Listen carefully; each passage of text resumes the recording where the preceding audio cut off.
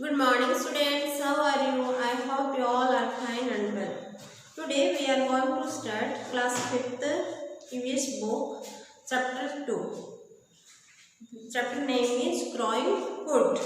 आज हम आपके जो यूनिट सेकंड की देखेंगे उसका नाम है ग्रोइंग फूड।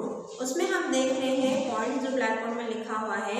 पहला पॉइंट है farming in India, types of farming, और थर्ड में हम देखेंगे types of crops. Okay, let's start. Remember complete the following sentence में जैसे फिल इन द ब्लैंक्स वगैरह आपके दिया हुआ है।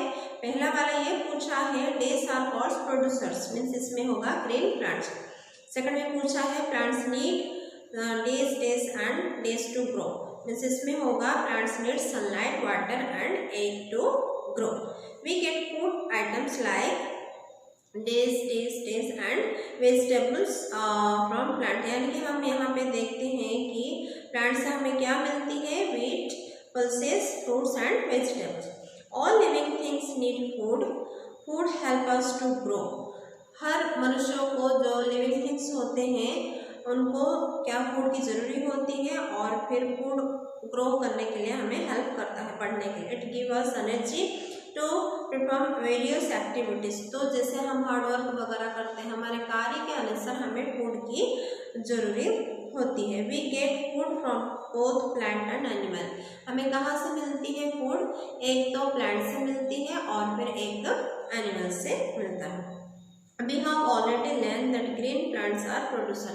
हम जानते हैं कि ग्रीन प्लांट्स जो है वो प्रोड्यूसर्स होता है। Only they can produce their own food.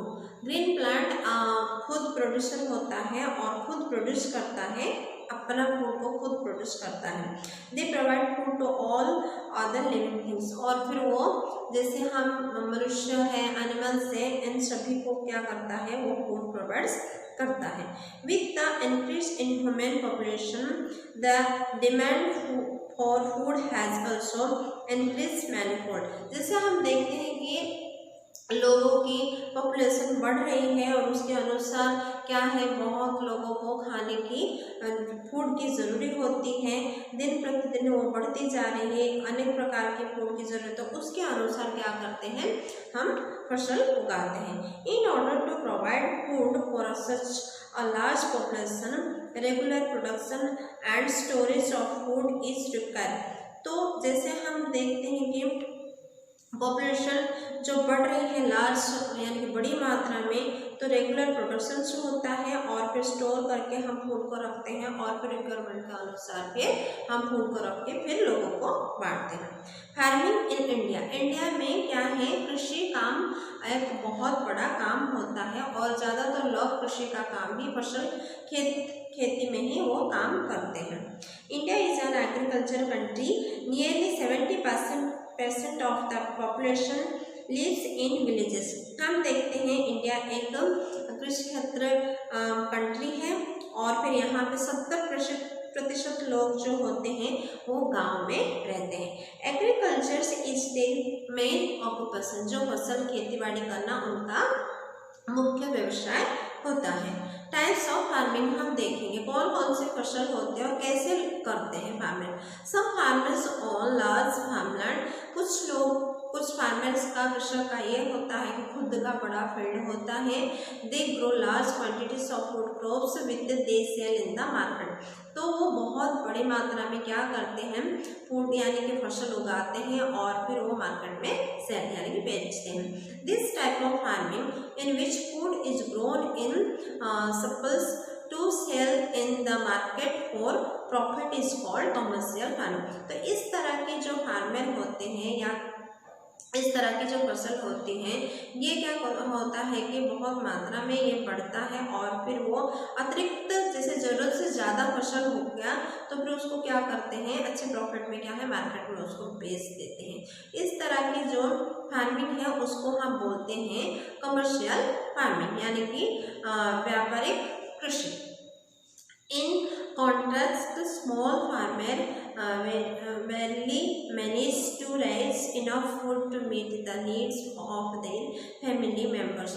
तो जैसे हम जानते हैं कि छोटे जो फार्मर होता है उनका छोटा फील्ड होता है, खेत ज़्यादा नहीं होता है, उनका जो मैनेज ऐसे करते हैं, कम जो भी खेत में होता है अपने लिए वो होता है, वो ज़्यादा मात्रा में नहीं हो पाता, इसलिए वो मार्केट में बेच नहीं पाते। अपनी जो ज़रूरत है उसी को ही वो पूरा कर देते हैं। फैमिली मेम्बर में जितने लोग होते हैं उसी में ही बांट लेते हैं। This type of farming that meets basic survival needs is called subsistence farming. इस तरह की जो फार्मिंग होता है उसको हम बोलते हैं यानी कि गुजारा करना, यानी कि अपने जीवन की निर्वाह में जो भी कृषि का थोड़ा सा जो फसल मिलता है उसी में अपने गुजारा करना।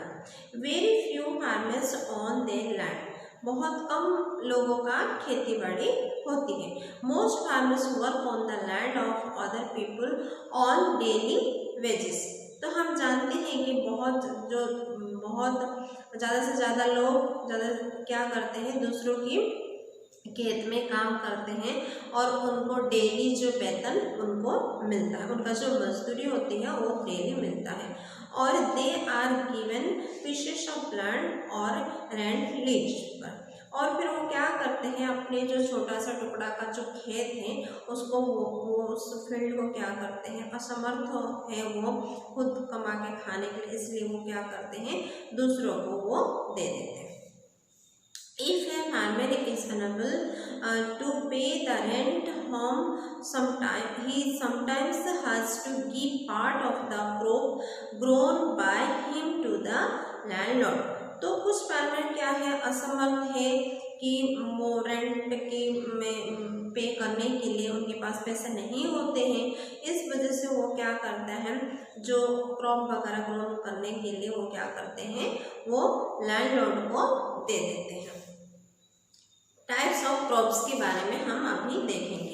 टाइप्स ऑफ क्रॉप्स में हम देखते हैं कि इंडिया के अंदर अलग अलग कंट्री में भी है, यानी कि ऋतु के अनुसार सीजनल्स क्या होती है, अलग अलग क्रॉप्स फसल उगते हैं। तो हम देखेंगे when plants of the same kinds are grown and cultivated at one place on a large scale it is called a crop. तो जैसे हम जानते हैं कि प्लांट्स सेम तरीका की, सेम काइंड्स के जो बढ़ता है और ज़मीन में एक जगह से लेकर दूसरी जगह तक बड़ी स्केल मात्रा में, बड़ी मात्रा में हम उसको उगाते हैं, उसको क्या बोलते हैं, फसल।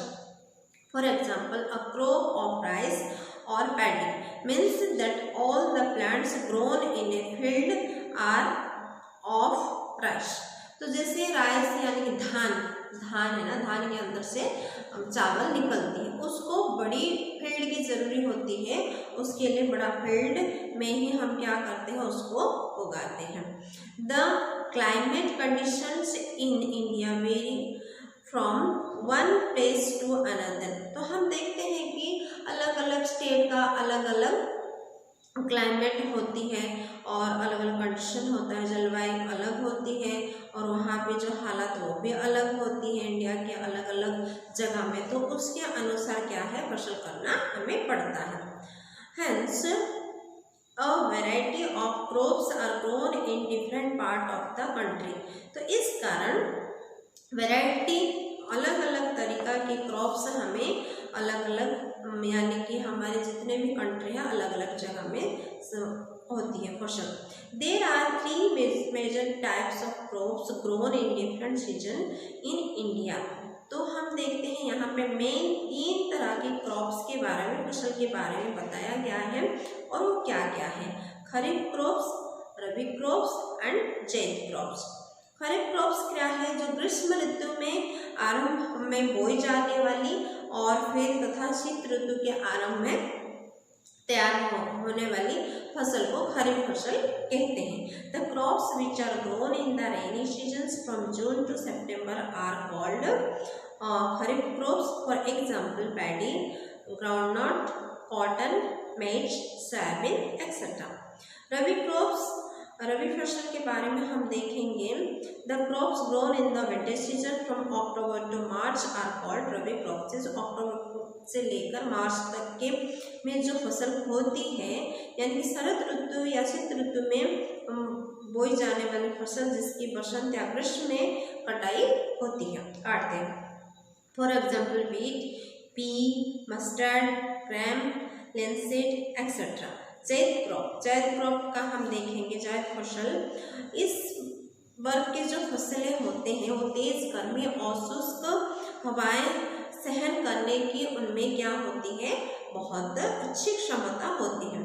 फरवरी से मार्च तक या अप्रैल से मार्च तक के बीच में ये क्या है, इस फसल को हम करते हैं। The crops that are grown for short period are called zaid, यानी बहुत कम पीरियड के अंदर इसको करते हैं फसल को।